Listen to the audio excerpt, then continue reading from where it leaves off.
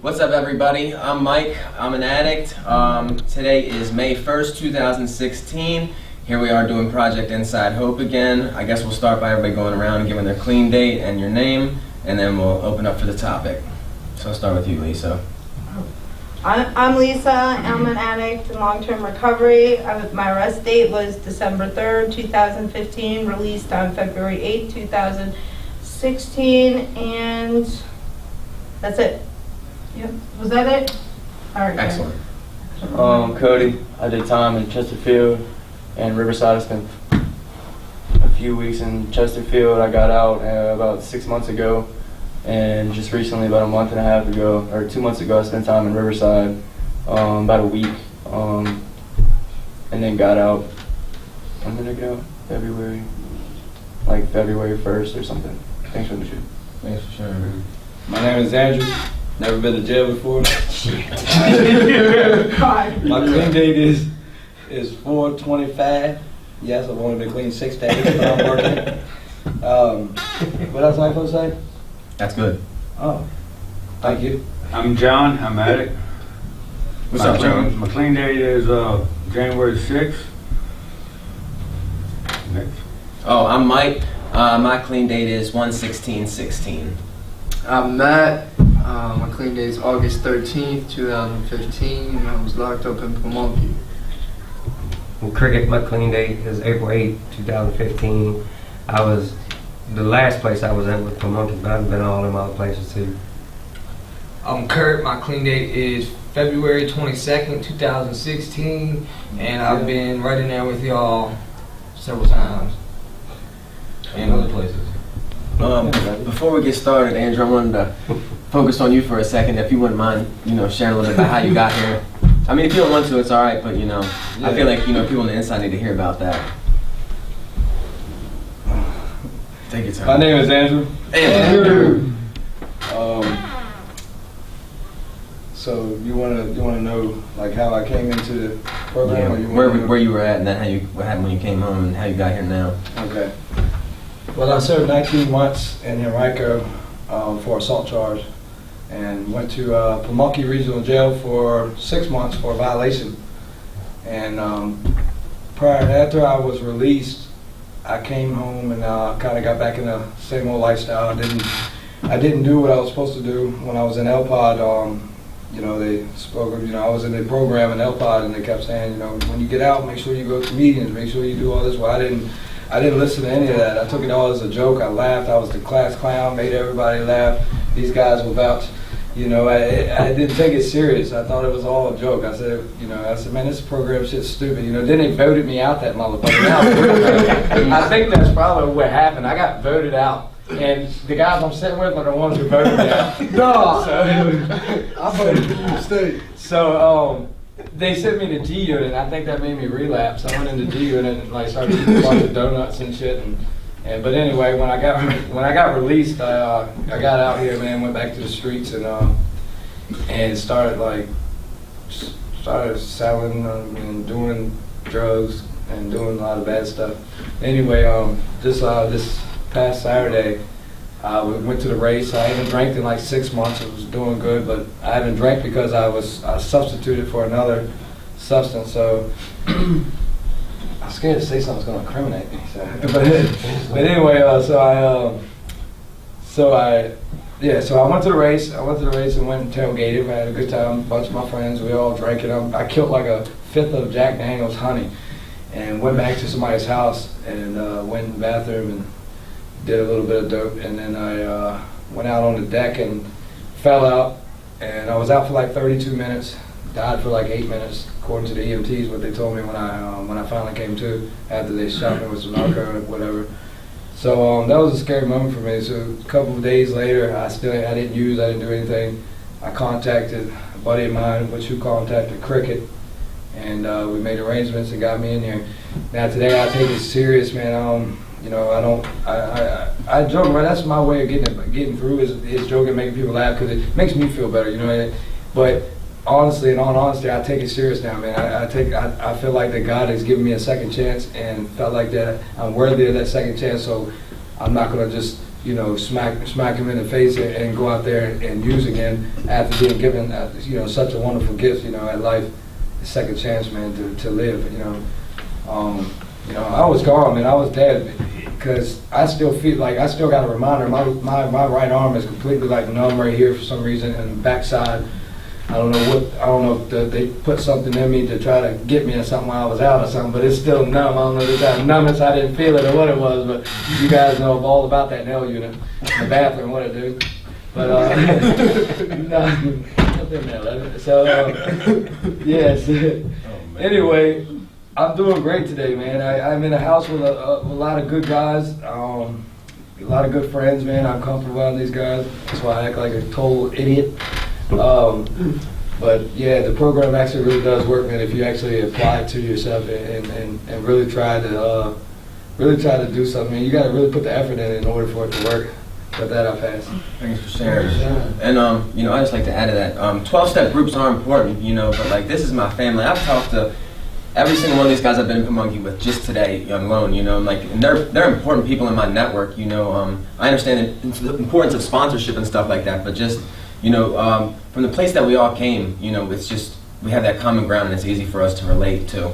The topic that I chose tonight was how we let our families down and how they were the ones doing time. Can somebody start for us? I'll start. All right. I'm Kurt. I'm an addict. Kurt. How they're all doing time? How they're doing time? Yeah.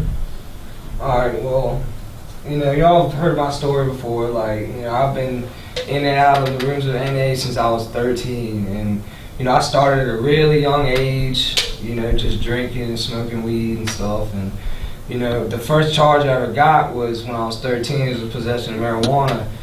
And back then, you know, my parents didn't really know too much about addiction. You know, I mean, I didn't think I was an addict then. You know, so to make a long story short, you know, I mean, I kept going through life, kept getting high, and just kept neglecting to kind of grow up and face life. You know, I kind of felt like I was different. You know what I mean? And nothing made me feel better but to get high. And like my parents, I remember just putting them through so much pain and like, you know, tears and everything. Like, you know, they would spend so much money on me and my brother, and just we would just keep doing the same thing, you know, countless court days, countless times locked up, you know, countless visits that they had to come in there. And you know, my mom always used to tell me that she was like, you know, I'm happy when you're in jail because she feels that I'm safe. She knows that I'm alright in there, you know, that I'm not gonna get fucked with and shit like that. I've always kind of clicked once I went to jail. I mean, it sucks to say it, but I mean, after a while, I get comfortable. I mean, you know, I was pretty much raised in the fucking justice system, you know, from 13 up. I've probably done like 5 or 6 years altogether since I was, you know, since I was 18. And that's not counting juvie. And so, like, my mom more than my dad, you know, she wanted to find out what kind of caused it. So she used to come to, like, meetings with me and everything when I was really young and stuff like that. And she would try and, like, kind of dig down deeper into it and, you know, research it and everything. But, like, my family, my little brother, my little sister grew up with me. I got a twin brother. And so they grew up with me and my twin brother constantly having the cops come in the middle of the night, taking me and him away in handcuffs, you know, constantly, you know, either drunk or fucked up and throwing shit, punching holes in the walls, and like, it was just a total chaos, you know. My parents finally had enough of it, and they would kick me out, and then they'd let me back, because my mom would be, you know, she'd rather me fuck up at the house and go out in the street and die, you know. And, you know, my extended family, like my grandparents and stuff like that, like, they never understood it. They was just, you know, I guess they just felt like, I don't even know, they felt like it was just a choice I was making. And, you know, at first, like, before I realized that I was an addict and everything like that, I thought it was just, you know, a choice that I was making, you know, to just rebel and shit. And, you know, I mean, I don't even know where this is going. But pretty much, I mean, I put my parents through pain, like so much pain. My family, all of them, were always so hurt because, you know, and then I'd come home and I'd be like, I'm do good for a little while, and then I'd always mess up, so it just burnt those bridges, and, you know, they just kept crying and crying and crying and just begging me to, you know, just do the right thing. And I mean, I couldn't do it, you know, it's like I couldn't do it. I never wanted to work this program, I never wanted to jump into it and actually, you know, get involved in it, you know, and I still didn't, for real. Like, when I did my time, I got out, and, you know, I drank, and then I got into the program, I started doing real good, you know, but the thing, I got everything back, and, you know, and then I had everybody pat me on the back, you know, you're doing great, and so that boosted my head up, and I ended up relapsing because I wasn't working it like I should have, you know, I didn't really put anything, I just did the bare minimum to get by, and, you know, but I can see how much I've grown from it because my fucking family now, even my grandparents, like my whole family, you know, and y'all know, you know, if y'all are still in there who were from months ago, my mom died in November, and like, that really hurt, like, you know, that eventually took me back out. It didn't right away, but it took me out eventually, you know, because I didn't talk about it, but everyone was just so supportive of me this time when I relapsed, you know, and they were just like, it was no longer, you know, screw Kurt, he's just a fuck up, you know. It was, I guess something clicked. I mean, I like to think of it as God came in their lives and kind of opened their eyes a little and let them see that, you know, it's a disease, you know, that I'm not doing this thing. Like, once I put that first drug in me, I'm gone, you know. And I don't know, I fucked up a lot of relationships, a lot of families, you know, got resentments against me, but I don't know.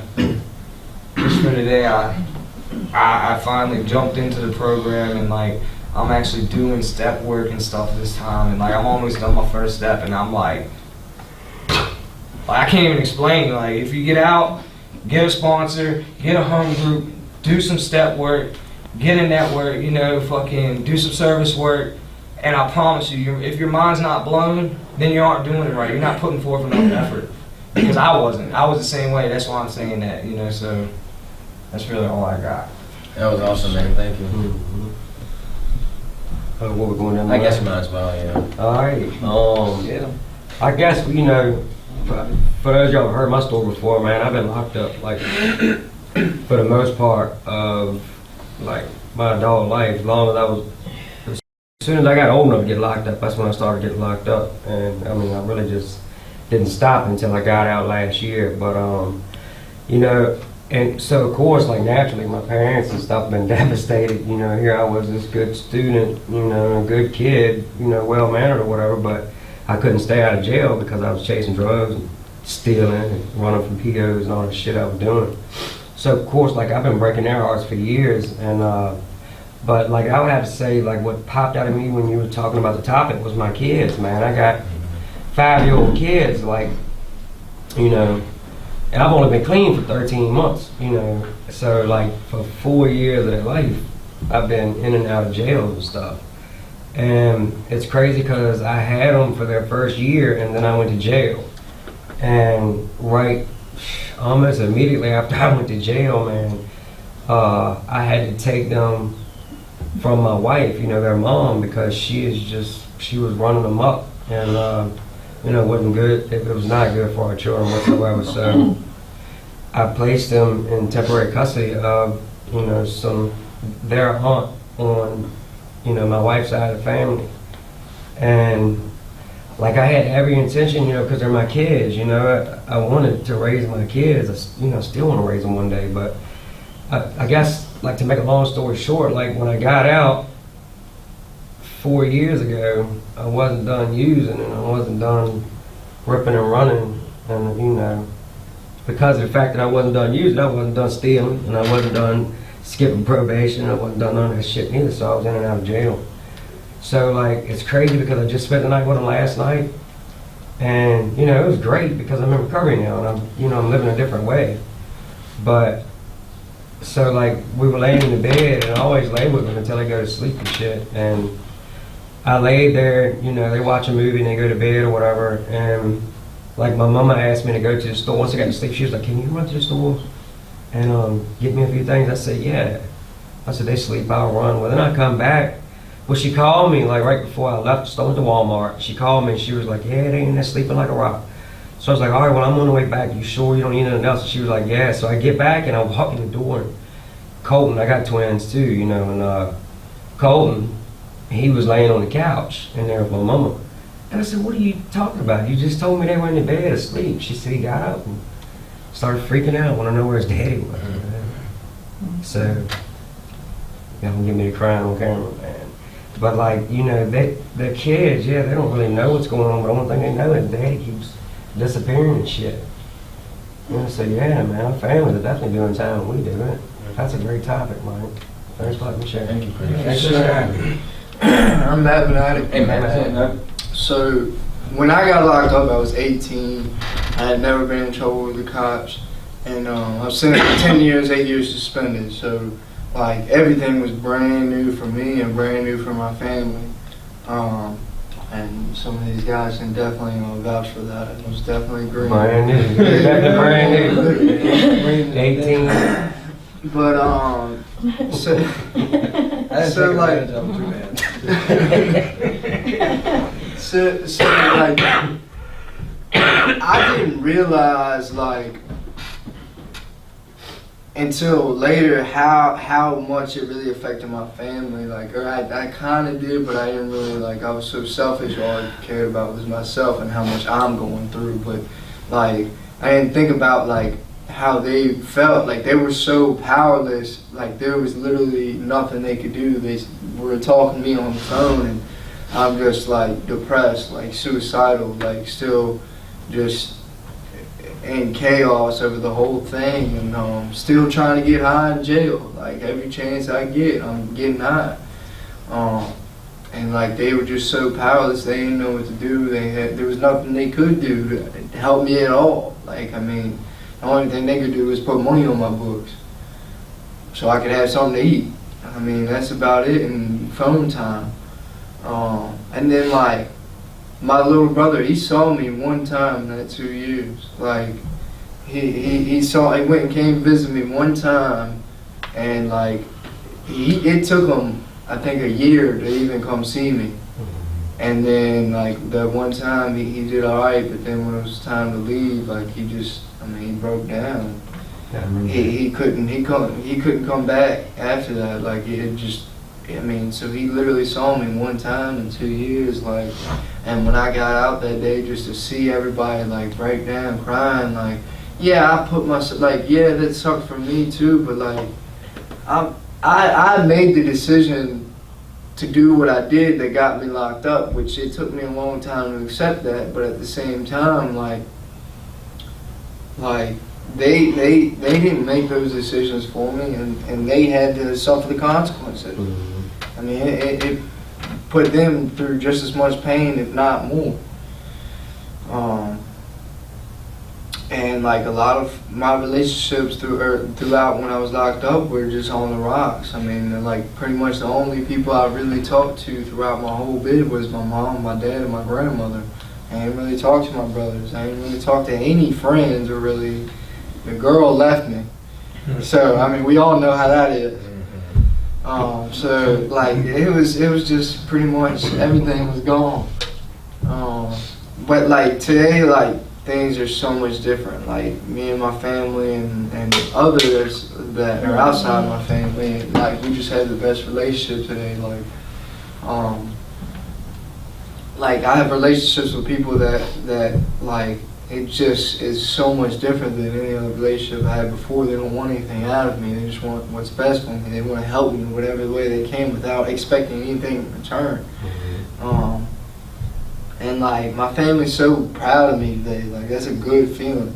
Like just to have people in general proud of you, or like people like saying they look up to you, or like they don't really make sense to me. I was always looked down upon, not looked up to. You know what I'm saying? So it's like, I don't know. It's an awesome feeling.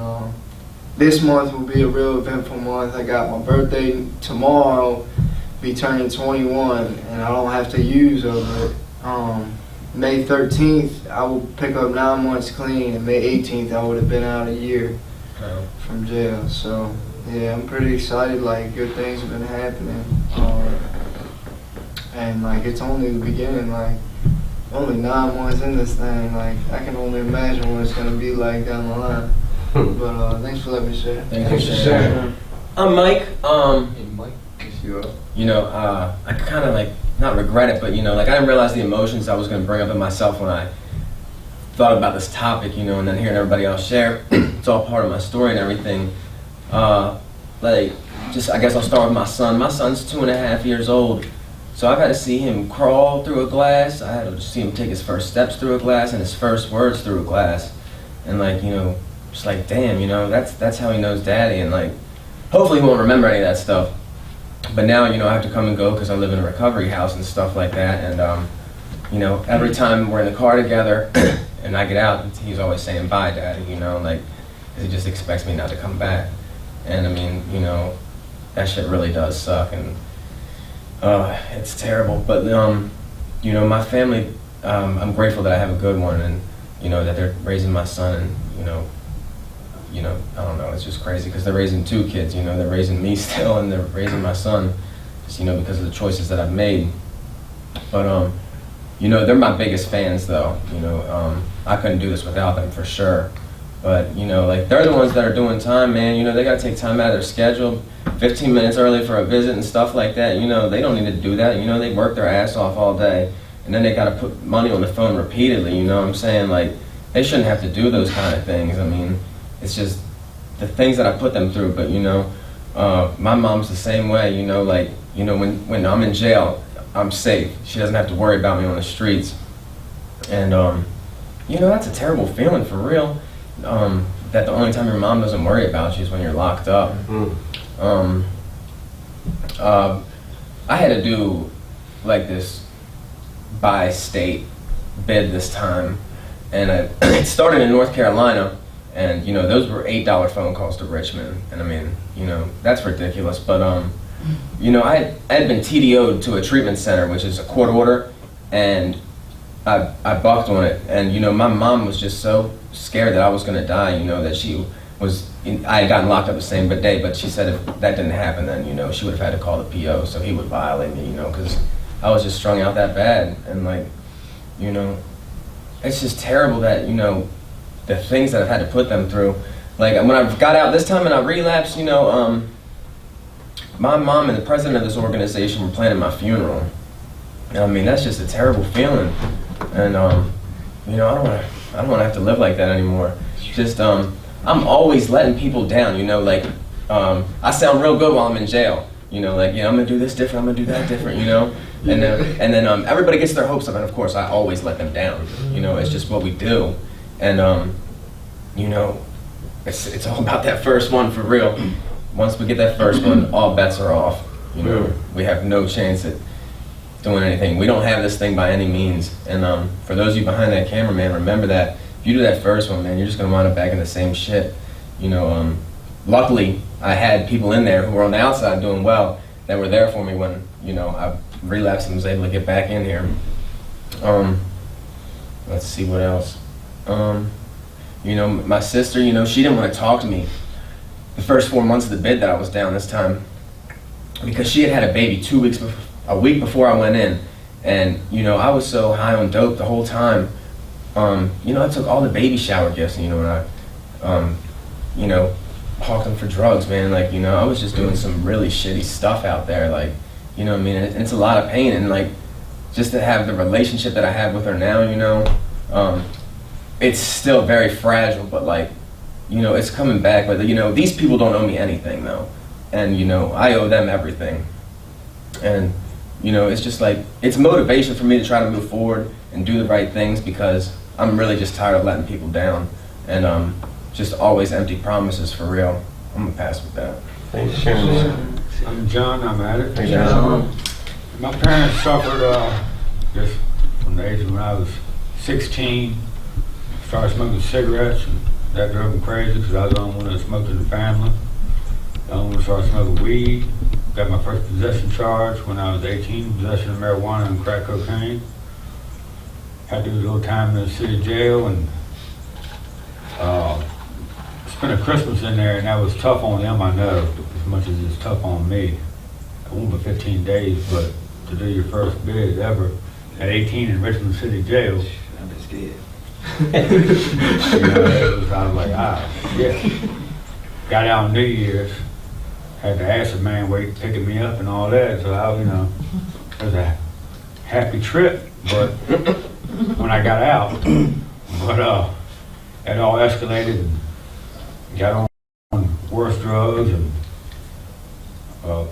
got locked up a few times, a few too many times, and my parents would come see me every Sunday, and it'd be tough for me to see them every Sunday, but they had a river place and it was on the way home where I was at most of the time, and they'd stop in and they'd leave early, so I know there's an inconvenience in them, but they wanted to see me all the time, and it just progressed as time went on.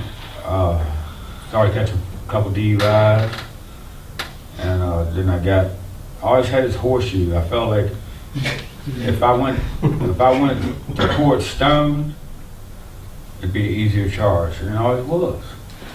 And then I got my third DUI, went stoned, only got 6 months. I was like, damn, they ain't bad, I could've got a whole lot worse. You would have told me about that a long time ago. Like 2 years ago. I know, right? There's a secret. So then I got charges coming up next month, well, this month, and 16 days today. And but I remember I thought the city, right before I came to this recovery organization, I had to go to court. I was thinking they was gonna lock me up that day, and so I did some dope, and I took like 8 Percocets.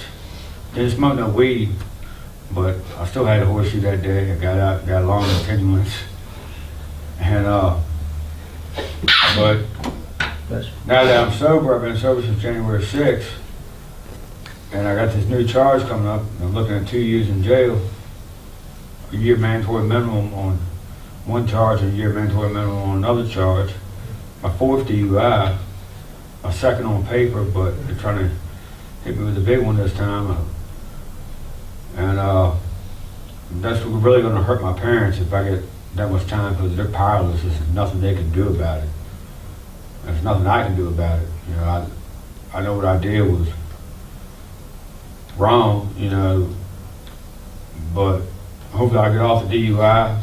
I thought I was doing things right, but you can't sniff dope and drive a car either. That's why I got DUI. I blew .10, but I was pulled over at a gas station with the keys out the ignition, trying to do the right thing.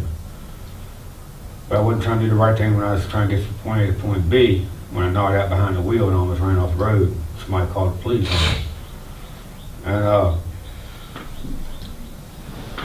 And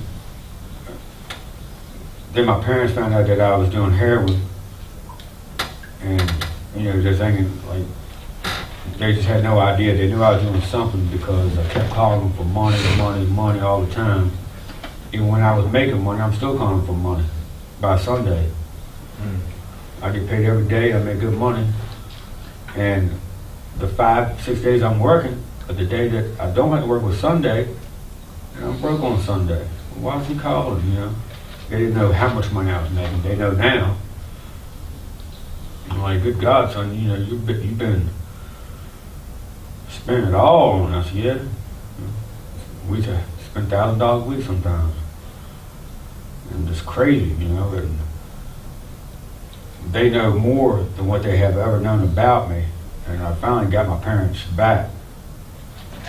My dad and I, we've been talking 20 years because, I was drinking and drugging.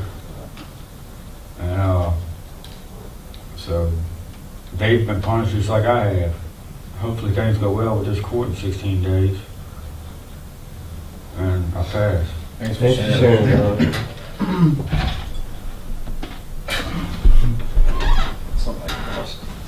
My name is Andrew. Andrew. What it do? I put my family through complete hell. I've been locked up pretty much all half my life. I went in 2005 in Pamunkey for the first time, 2005 to 2006. Went to Fort Dix Federal Prison in 2008 to 2010. Came home, they violated me for catching that charge, and was locked up in 2011 till middle 2012. Then caught another charge, assault charge, went back in 2012 till middle of 2013. Caught another assault charge and went in Christmas Day 2013, didn't get out until March 18th of 2015. Not only did I put my parents and my grandmother and my kids and everybody else through hell out on the street, I also put them in hell while I was in there, because, you know, I got, you know, us addicts, man, we got this disease in us, right? And we got this, we got this like talk where we're gonna do whatever we gotta do to get what we want. And so I'm in jail, right? I get a little money, you know, my family sends me a little money or whatever. I never went without, you know, but except for this last time, they kind of got a little tired of my stuff, so they didn't send me as much. But anyway, so while I'm in jail, they send me money, I'll go and gamble it, right? Click. Next thing you know, I'm on the phone talking about, look, I need you to send $100 right now because I got 3 guys getting ready to whoop my ass. I'm lying like a motherfucker. You know what I'm saying? I mean, that's, you know, that's terrible. I'm putting them through, you know, I'm putting them through hell, you know, while I'm in there too. Not only do they have to, you know, go through all the stuff that I put them through, the U.S. Marshals coming from D.C. to kick in their door looking for me because I done broke into a damn cruise boat in Alexandria. You know, that was a crazy, I don't know if y'all ready for that story. But yeah, so, you know, I put my family, man. I got 5 kids. I got 4 kids and 1 on the way, which I'm about to have. She's going to have her on Tuesday, this coming up Tuesday. So I'm excited about that. But hopefully, now that I'm getting clean, hopefully I can be a better father for this new one. You know, which isn't fair to the other 4 because they had to go through, you know, pure hell with me being an addict and running around drinking and fighting and thinking I'm a, you know, hard ass and shit, which that shit ain't cool, man. You know, I'm 28 now, and when I was younger, I thought it was cool. I thought it was, you know, I like to be the guy that everybody laughs at and all that, but really, that's exactly what it is. People are laughing at me. You know what I'm saying? Deep down, they're like, you know, that dude ain't got it together. That dude's stupid for it. You know what I mean? A lot of people like me because of my personality, but still, it's not always cool to be the best. And I kind of learned that, you know. It took a long time, but I got it figured out now. But yeah, so I pass. Thanks for Thank sharing. you. Cody. Cody. I say I let my family down a lot since I was like 15. Started smoking weed and skipping class, not going to school, hanging out with the wrong people, doing all sorts of different things. You know, I had friends that would, you know, like do like something like, you know, like had friends that were like robbing people, and I was stealing stuff and skipping class, getting high. And I thought that was, you know, that was what was cool at the time. Just living that whole lifestyle where, you know, being reckless and just doing whatever I felt like I wanted to do. And I think I really started hurting my family when I started not bringing home report cards, because then all of a sudden report cards weren't even, you know, when it was time to get your report card, I probably wasn't even there to pick it up at that point, because I didn't go to class. You know, that was, you get your report card in homeroom class, right? Homeroom, most of the time I wasn't even in homeroom. You know what I mean? Like, I might show up and check in for the day and then roll out, but most of the time I'm not even in class, you know what I mean? You might see me walking about 15 minutes late on a good day, but I think that's basically when it all started. Mainly, I think it started in like 8th grade. I started walking home from school, and you know, I had smoked weed with a couple friends of mine the first time in 8th grade, I think.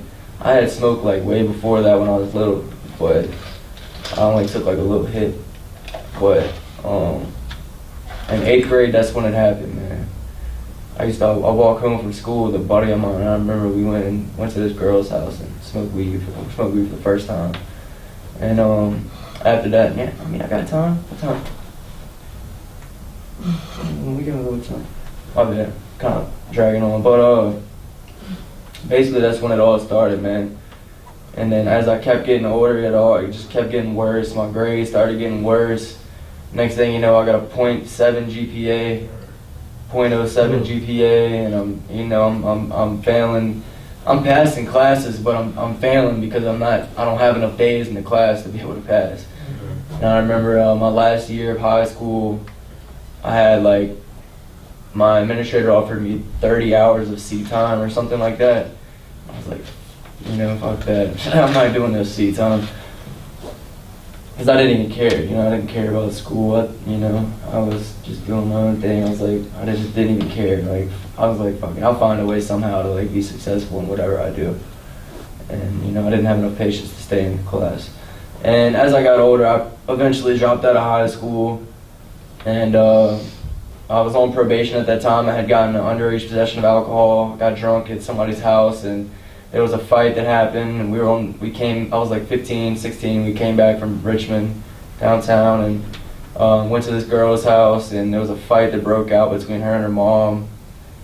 I stayed being the good person I am, tried to help the girl, because she had a broken jaw, and next thing you know, the cops run up in there, and I got an alcohol charge, and I was on probation for 2 years, I think, when I was 15. For the alcohol charge, and I was smoking weed, and I couldn't stop smoking weed, and I failed so many drug tests, and my PO kept working with me, and eventually I got it. It clicked. It was crazy. It's wild. Seriously, it was the most wildest thing you can imagine.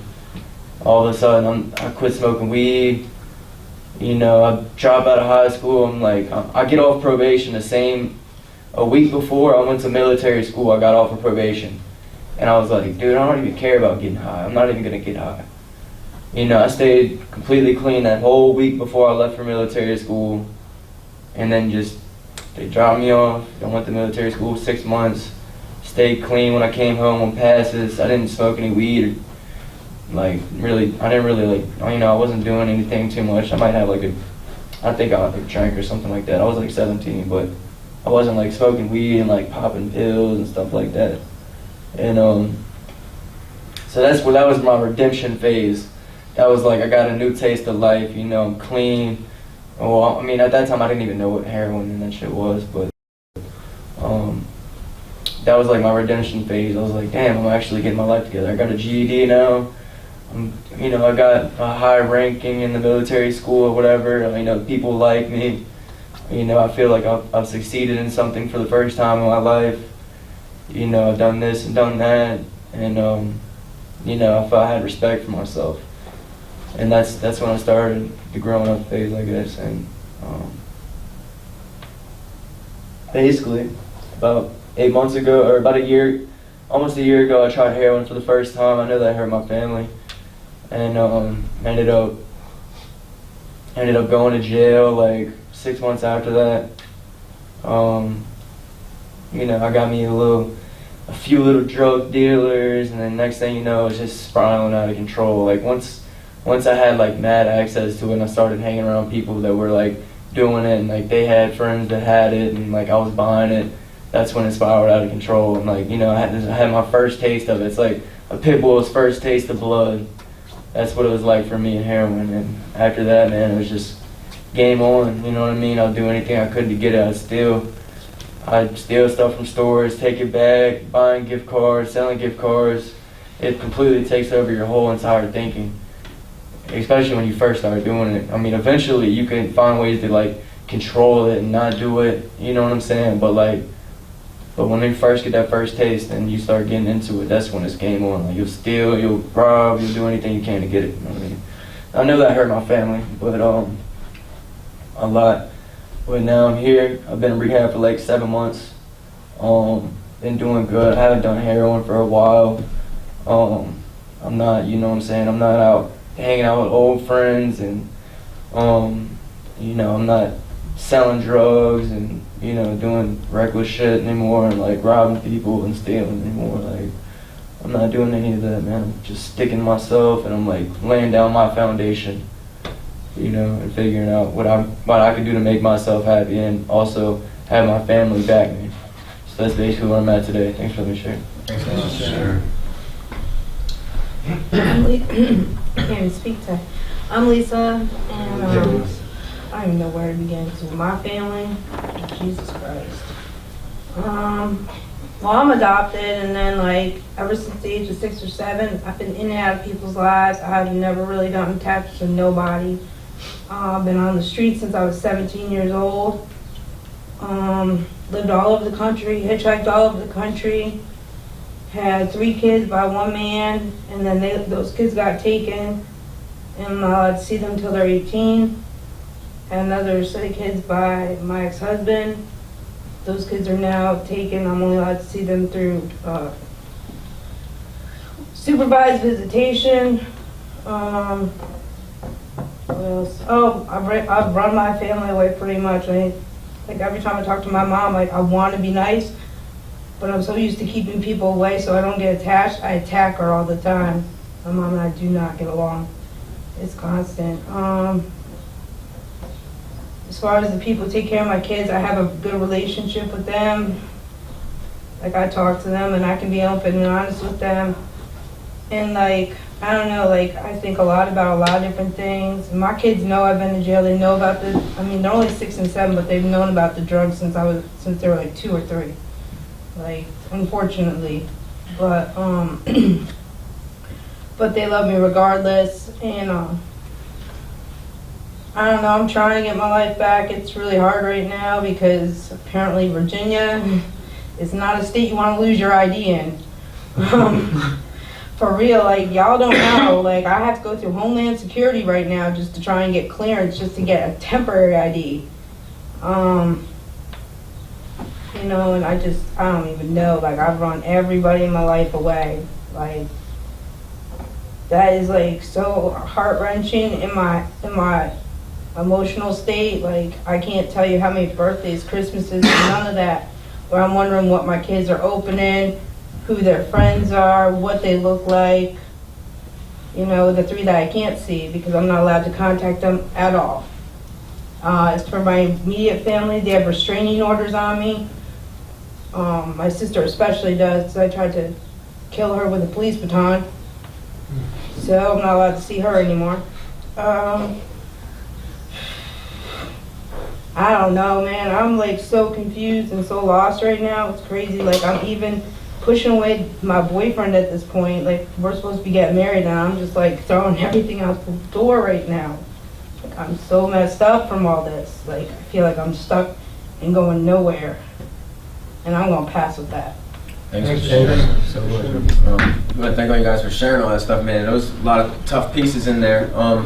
You know, I know that my family, I've really let them down because, you know, I guess for all of us, you know, they made investments in us, you know, and like what I see was, you know, all they wanted to do when we turned 17, 18 is watch us graduate and things like that, you know. Fortunately, I was, you know, my addiction didn't start till after them, but, you know, it's just, they set me up so I can go to college and things like that, and then, you know, I've been working on a 2-year degree now for 10 years, and like, I mean, you know, that's just what drugs have done to me.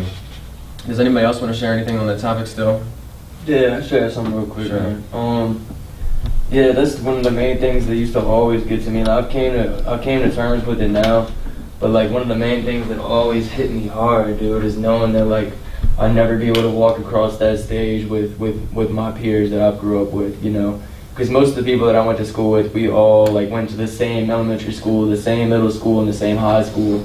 And you know, as I started getting into that lifestyle and doing drugs, I never was able to keep up with them and actually make it to like, you know, make it to that stage in life to where like, you know, I could walk across the stage with my peers that I grew up with. And that's the one thing that always bothered me the most, man. I just feel like not only did I do myself wrong, but I felt like I did, you know, everybody else wrong that I grew up with, because like they're like, you know, as I grew up and then got into high school, like all of a sudden like I'm not the regular football playing like little Cody that everybody knew. All of a sudden I'm like fucking up, skipping class, doing drugs, robbing people and shit like that. And you know, it just you know, it used to really bother me a lot, man. But since I've came to terms with it and started to take precautions to better myself, you know, it's gotten easier over the years. But yeah, that's what drugs do, man. And it is what it is. Thanks for the shirt. For sure. Anybody else? I wanted to ask you a question because you say your 21st birthday is tomorrow. I mean, like, that's a huge deal, you know. I mean, I couldn't imagine trying to get clean, especially at 21, because I'm almost positive I would have a reservation, you know, that I would go out and drink. And I mean, how are you dealing with that? Well, I did have a reservation to drink. I'm sure. And you know how I worked it out is I was in the Pamunkey program, thought I could go out and drink and not use anything else. And within a week, I was using other drugs, and by the end of before 3 months of being out, I was strung the fuck out, and it landed me in here. I feel like I had had enough. I started to wrap the belt around my neck the night before I came here. For whatever reason, I stopped myself. And then I talked to someone I was in the program with in jail the next morning, and he was like, "Why don't you go to Michigan and I check myself in?"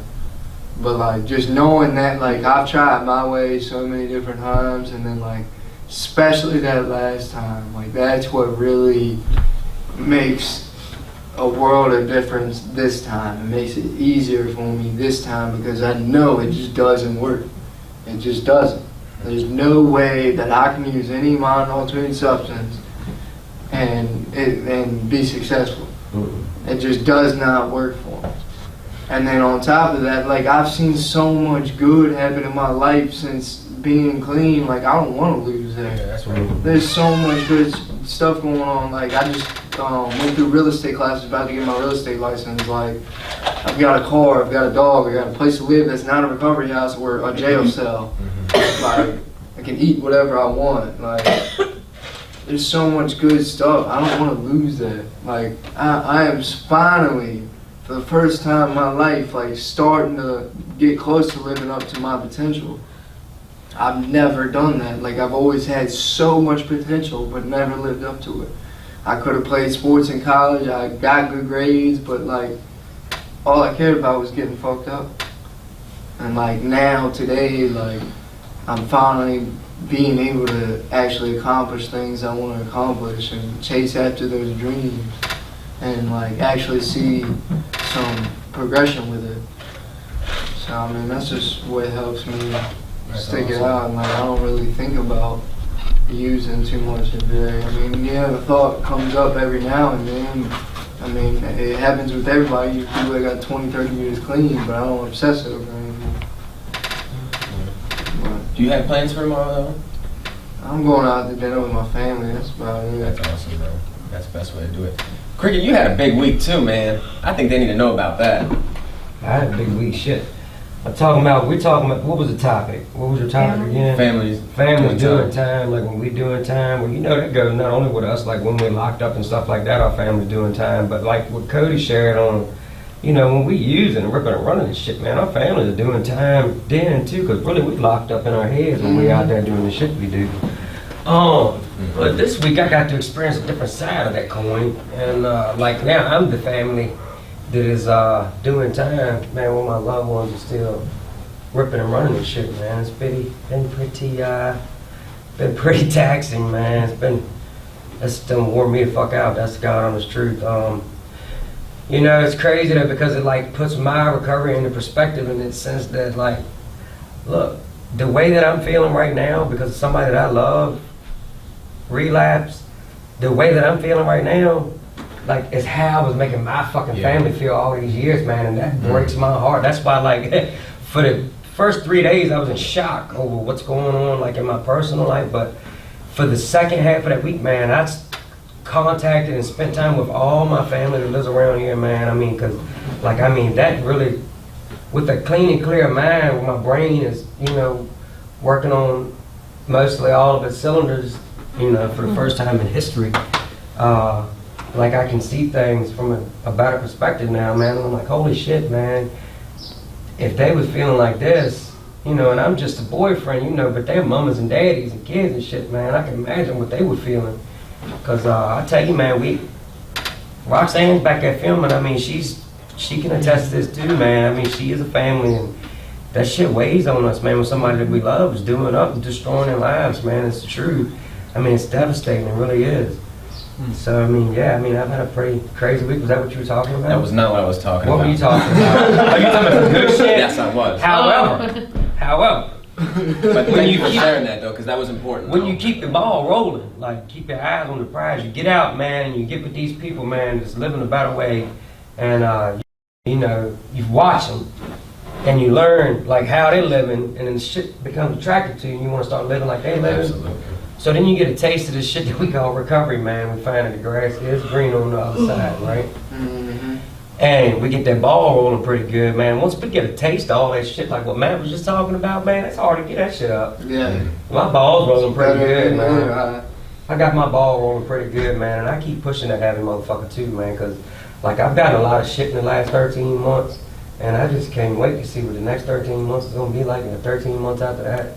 I mean, it's been crazy, but I got a driver's license this week. Was that what you were talking Absolutely. about? The first time. It's crazy, man. Yeah, It's the first time in 14 years I've been able to drive legally, man. I couldn't have did it, man. I wouldn't have gave a fuck about doing it if I was you. Nobody give a fuck about no license. I ain't had it in 14 years. I've only been clean for a year. Goddamn, I've been driving for 13 out of them 14. You know, so you give a fuck about a license when you're using. But like now that I'm, you know, doing something different, like I refused to drive when I was in recovery because I was so like adamant about following rules and shit like that. But you know, so yeah, it was pretty cool that I got to drive the other day legally. But, yeah, it's been good. Congratulations. Fruits, man. Fruits of Maybe I'll recovery let you tastes live good. my car. Maybe. Yeah. And you know, I'm sure your family's really proud of you for all that. They're stuff. proud of shit of me, man. Yeah, that's fantastic. Does anybody else have anything they want to share? I have an idea on the West Coast. I really do. I have a driver's license on the West Coast. I just gotta go there and pick it up. Poor thing's struggling to get that out. I know. I It's, know. She's been going through it since she's been home, man. But it's gonna 90 get better. days, guys. Mm. Oh, All right. Well, I think it's been a pretty good meeting, and I guess we can close on out. Hold on, tell them where we're at. Oh yeah, you know we do this every weekend, every Sunday night at 5 o'clock here on 2300 Dumbarton Road at Hatcher Memorial Baptist Church, and you know when you guys get out from doing time, just come up here and kick it with us. All right.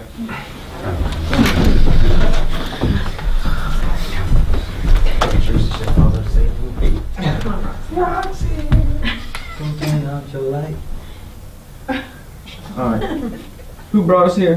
God, grant us serenity to accept the things we cannot change, the courage to change the things we can, and the wisdom to know the difference. Just for today, keep coming back. It works if you work it, you die if you don't, so work it and live. That's what it is.